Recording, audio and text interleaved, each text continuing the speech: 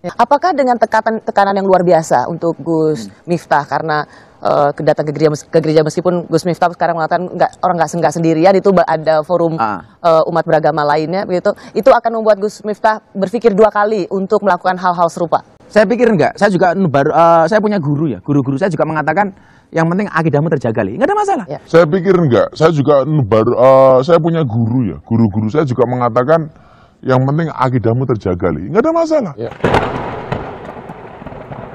Di saat biomu tertulis Allah Subhanahu wa Ta'ala dan biomu tertulis Yesus Kristus, haram hukumnya masuk ke rumah ibadah orang lain. Tentang aku yang menengadahkan tangan dan kau yang melipatkan tangan saat berdoa.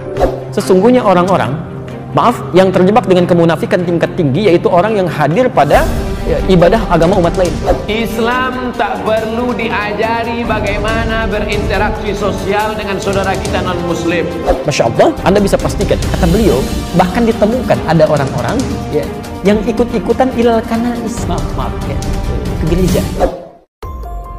Sebuah video yang memperlihatkan pendakwah Nahdlatul Ulama Gus Miftah tengah ceramah di gereja di hadapan umat Kristen viral di media sosial. Satu hal bahwa kehadiran saya di gereja bukan karena permintaan saya, tapi karena saya diundang oleh teman-teman di GBI itu melalui Sekjen PBNU.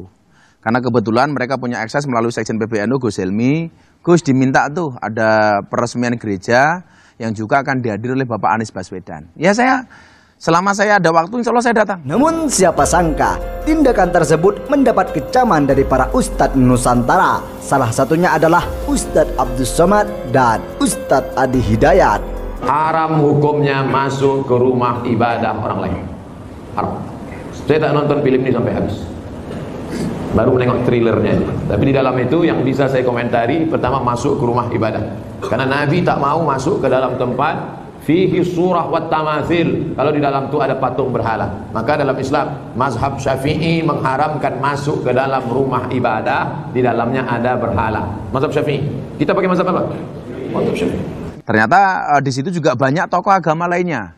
Jadi karena ada FKUB, Forum Kerukunan Umat Beragama. Oh, jadi Gus Miftah tuh nggak sendirian ya? Nggak. Ada Gubernur DKI. Ada Gubernur DKI, ada Sekjen PBNU, kemudian ada FKUB, tokoh-tokoh agama, dan mereka tanda tangan prasasti kerukunan. Bahkan saya nggak tanda tangan sendiri. Cuman saya memang dikasih waktu untuk memberikan orasi kebangsaan. Di saat aku menggenggam tasbihku dan kamu menggenggam salibmu. Di saat aku beribadah ke Istiqlal, namun engkau ke katedral. Di saat bioku tertulis Allah Subhanahu wa Ta'ala dan biomu tertulis Yesus Kristus. Di saat aku mengucap Assalamualaikum dan kamu mengucap Salam. Di saat aku mengeja Al-Quran dan kamu mengeja Alkitabmu. Kita berbeda saat memanggil nama Tuhan. Tentang aku yang menengadahkan tangan dan kau yang melipatkan tangan saat berdoa. Aku, kamu, kita. Bukan Istiqlal dan katedral yang ditakdirkan berdiri berhadapan dengan perbedaan namun tetap harmonis. Andai saja mereka memiliki nyawa, apa tidak mungkin mereka saling mencintai dan menghormati antara satu dan yang lainnya. Terima kasih. Salam. Assalamualaikum warahmatullahi wabarakatuh. Ketika disebut indahnya toleransi, maka UAS menjawab, Islam tidak perlu diajari bagaimana berinteraksi sosial dengan saudara kita yang non-muslim, karena kita sudah lama bertetangga. Seandainya orang muslim ini ekstrim, maka tidak akan ada orang yang Nasrani bertetangga dengan kita. Islam tak perlu diajari bagaimana berinteraksi sosial dengan saudara kita non-muslim, karena kita sudah lama bertetangga. Apalagi orang Tanjung Pinang. Seandainya orang Tanjung Pinang ini ekstrim, tak akan ada orang Tionghoa di Tanjung Pinang. Betul? Kita semuanya bisa menerima. Siapapun yang datang semua bertetangga, berkawan, bersahabat. Tapi kalau sudah dalam masalah ibadah, ritual, tak ada tawar-menawar. Wala ana abidu ma'abatum wala antum abiduna ma'abud lakum dinukum. Ini sekarang banyak yang tak bisa membedakan kebablasan, tak bisa membedakan mana toleransi, mana tolerasin. Harus bisa dibedakan. Jangan karena toleransi mengorbankan keyakinan akidah anak-anak kita. Nauzubillah. Dan orang-orang yang pernah di pesantren pun ketika menonton itu, ini bukan anak pesantren. Dan saya orasinya dengan cara saya gitu loh. Dengan cara saya gitu loh. Maka kemudian ketika video itu menjadi viral, saya juga nggak paham gitu loh. Nggak paham. Tapi bagi saya kemudian kalau hari ini mengatakan Miftah kafir masuk gereja, Saya meyakini kok, insya Allah sampai hari ini iman saya masih utuh. Iman saya masih utuh. Kalau kemudian orang banyak yang nggak bersepakat dengan apa yang saya lakukan, ya saya bisa memahami mereka. Nabi tidak mau masuk ke tempat kalau ada berhala. Nabi tak mau masuk rumah kalau ada berhala di situ. Nabi tak mau masuk. Apakah berubah iman Nabi kalau masuk ke dalam? Saya tanya sekali lagi. Nabi tak mau masuk ke dalam rumah, ke dalam tempat, kepala gedung apapun kalau ada berhala. Apakah iman Nabi akan berubah kalau masuk ke dalam? Tidak. Kenapa dia tak mau masuk?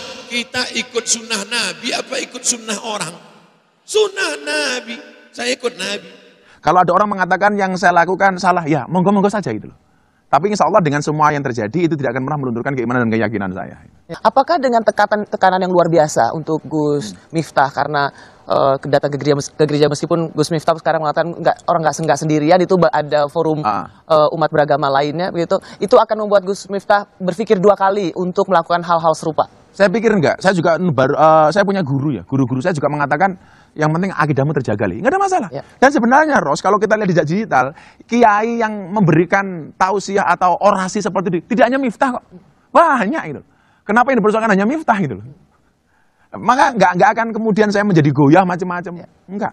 Selama kemudian ada kebaikan di dalamnya, ya saya akan lakukan. Dan yang perlu diingat, kehadiran saya itu bukan dalam rangka peribadatan, bukan sembahyangan, tetapi peresmian. Tidak cuman UAS, Ustadz Adi Hidayat pun juga mengomentari dengan adanya kejadian tersebut. Kita tahu, kata Buya Hamka, sesungguhnya orang-orang, maaf, yang terjebak dengan kemunafikan tingkat tinggi, yaitu orang yang hadir pada ibadah agama umat lain. Itu hipokrit paling tinggi, kata beliau.